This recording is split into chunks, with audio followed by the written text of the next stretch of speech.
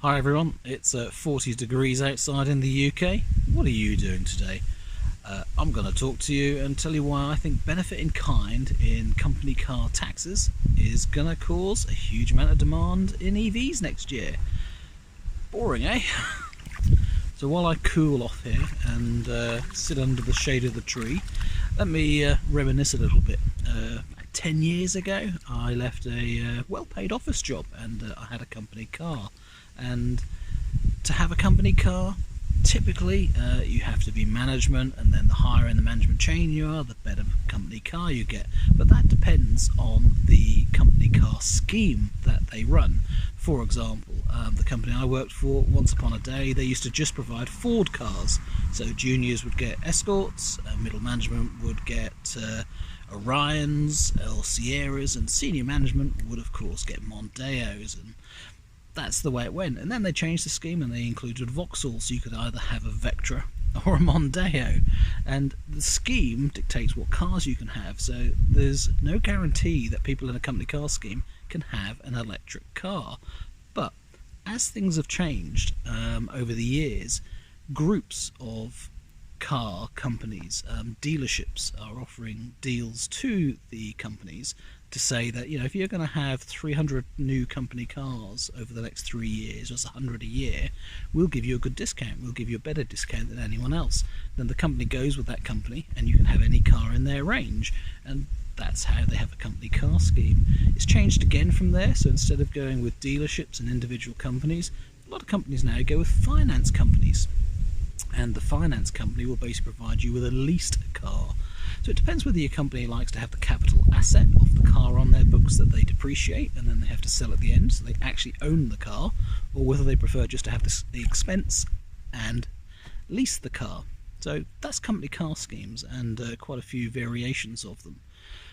Some companies, of course, might decide to give you a cash incentive instead of a car. They might not want the hassle of running a car fleet. So you buy your own car, you sort it out yourself, you claim back all the fuel for business purposes, and it's your car, you buy it. So they give you, say, let's say £500. But if you're a 40% taxpayer in the higher rate bracket, which you might be as a senior manager, then 40% off £500, yeah, you're left with 300 to lease and maintain your own car over 3 years.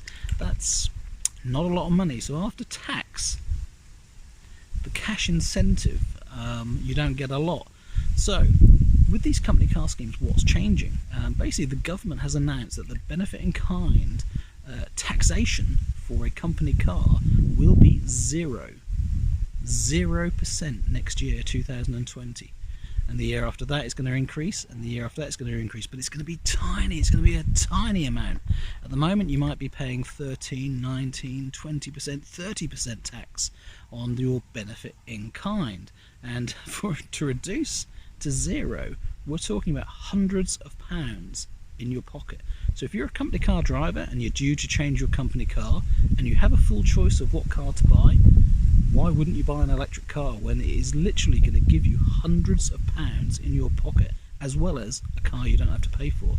And fuel you don't really have to buy if you get it free from solar, or you get free charging, and even if you charge at home it's going to cost pennies. So with that argument, astute people with company cars will be trying to go electric.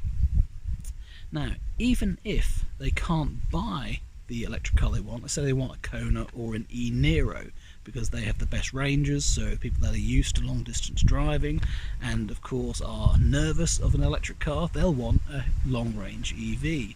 But you can't order one. Well, there's nothing saying you can't have a second-hand one or a nearly new one, so used EV prices are going to go up as well. So what is benefit in kind? Basically, if I take you back to when I used to order a company car, the first thing I would do is go on the government website and download an Excel spreadsheet which listed every single car that's potentially registrable in the UK.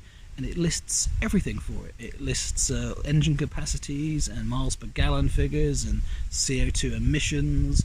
It tells you everything about the cars. So being an Excel spreadsheet, I could sort those, and I would sort them into the categories of how efficient they were, how many miles per gallon would they get, and how many CO2 emissions.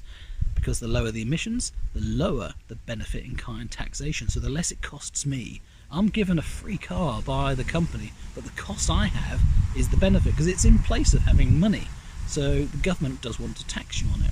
So I look through the list and see how tax efficient the cars that I can have and the cars that I want are, and how many miles per gallon they will get, and that will tell me how much money I'm going to spend having this particular company car. Now, some people, when they have a company car, all they want is, I don't know, say a Golf R32. You know, they want a nice V6, they want a nice sound, leather seats, they want something flash, they want a BMW M3. Well, you know, they don't care about economy, they don't care about the cost. So long as they can afford it, as long as they can have it, they love seeing their little trophy on the driveway. So if you're that sort of person, maybe a Tesla is what you're going to be interested in, because it is a bit of a trophy car. But for anyone else that's concerned about how much money they take home and they'd like some more money in their pocket, especially if they're married, especially if you have a family, then it's important. So what you do is you look at your taxable value of the car. The government says there is a benefit in kind. So how much is that benefit worth? And they take the list price of the car, so that includes all of the options and everything that you'd pay for the car. Let's say it's £30,000, and they would say, well, the benefit in kind rate for that based on the CO2 emissions is, let's say for argument, 20%. Well, 20% of £30,000 is £6,000. £6,000. That's what the benefit is worth to you. That's what the government thinks. So they tax you on that. So if you're paying 40% tax as a higher rate taxpayer, 40% of 6,000 is £2,400. That's £200 a month. Absolutely, that's tax. So that's net off your salary. If you get that back, that's tax you're not paying. That's real money. So on that same car example, if your car was worth £30,000, you're paying 40% tax, and the taxable benefit in kind was worth 20%. And if you swap to an absolute equivalent identical EV, you would save £200 a month. Now also, you don't have to worry about things like car tax and insurance, because that's already paid for by your company. That's what happens. But you do pay for your own personal mileage. So that's why I would always choose an economical car, so that my 10,000 miles a year personal mileage wouldn't cost me very much at all. Now with an EV, especially if you can charge at work, because if they're going to embrace EVs, you might get chargers at work, then you're going to save a lot of money. So the appeal of going EV and going electric is going to be massive next year, and those people that know in advance that their car is due for replacement, they're looking at EVs now. If they're not, they're mad, because it's £200 or £300 or £400 more cash in your pocket. I mean, for goodness sake, with the savings, you could go out and lease a whole new car for yourself. You could have another one. You could have a toy car. So even if you're a petrol head, get an EV and buy yourself a sports car or a motorbike with the savings. The scope of what you can do with this money is incredible. So it's got to happen. It absolutely has to. 0% benefit in kind tax on EVs will massively change the demand in the UK next year, and it'll start now as people plan for what car they're going to change, because they might know that they need to order well in advance as well. So what car are they going to buy? Well, what's coming out? What will be available? Will MG be selling loads of their MG ZS EVs? Or will Volkswagen be selling them in the tens of thousands? The Volkswagen would be a perfect car. Will Hyundai and Kia come back and sell the e-Niro and Kona in mass volumes? You've got to hope, because otherwise it's just Tesla that's going to pick up all of these sales. So here we are, somewhat concerned, or happy, depending on which side of the fence you sit on, that electric cars are going up in price. If you bought yourself anything, a Nissan Leaf, a Renault Zoe, a Hyundai Ioniq, or a Kona, or an e-Niro, an e-Golf, whatever you bought, it's probably worth more now than it was 6 months ago or a year ago, which is incredible, absolutely incredible. 0 depreciation on some of those cars. So if that's a good or bad thing, it's going to get even better or even worse, depending on what side, again, you think. Those people that think that's capitalising, buying a brand new car and selling it for a profit, then you're not happy with that, well, I think that's going to get worse. Those peak cars, like my Kona, the e-Niro, and maybe, I don't know about the Tesla because they're making them in volume, it's the ones you can't get hold of, those will be the ones that go up in value. So if you can't get in mass volume the Kona and the e-Niro, or the new Golf with the highest range, those will be the most sought after cars next year. The lesser range EVs will of course go up in price as well, and demand, but not so much, in my opinion. It really is just about desire, isn't it? How much do you want the car and how much do you desire it? Just like a Model 3. If there were very few of them coming into the country, then they'd be extremely sought after. There is high demand for them. They would sell for a lot of money. But if you can just order a brand new one yourself and get it in a few months' time, then the price is going to be normal because you can buy one yourself. Why pay more from someone else? So it is all depending on demand. Demand is increasing, but also supply is going to increase, isn't it? We've got lots of new EVs coming out this year and next year, so there's lots more supply of electric cars to soak up that demand.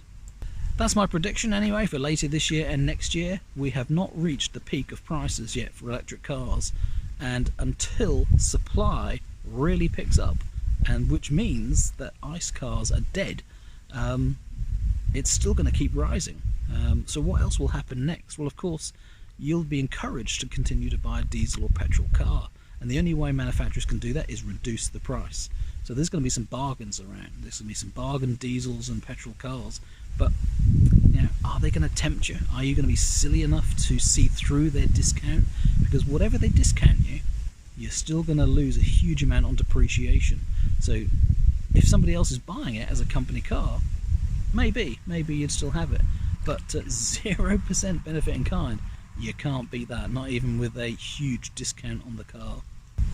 So I hope that makes sense. If you don't know anything about company cars and you've never had one and think that's for the masses and riches, well, it's not, is it really? Because company cars could be the window cleaner who has to take the van home at night. Well, if he takes the van home at night and puts it on the driveway, then the government does think that that's a company car because you have availability of it for personal use.